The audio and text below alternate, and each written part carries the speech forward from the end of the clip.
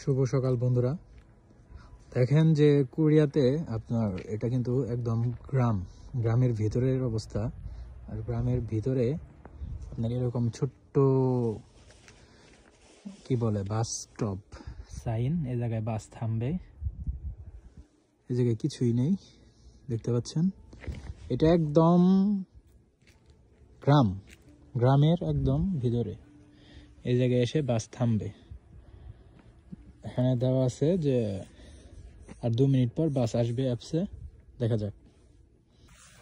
আর এখন চলছে -5 ডিগ্রি, এখন বর্তমানে আছে -5 ডিগ্রি।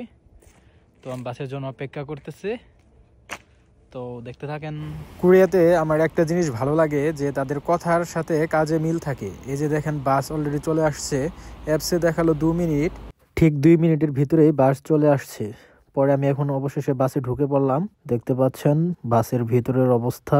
আর আজকে একটু রোদ উঠেছে, কিন্তু আপনার শীতের যে -5 ডিগ্রি সেটা তেমন বোঝা যাচ্ছে না, ভালোই রোদ উঠছে। আর চারপাশে শুধু বরফ আর বরফ দেখতে পাচ্ছেন, বামে কৃষিক্ষেত।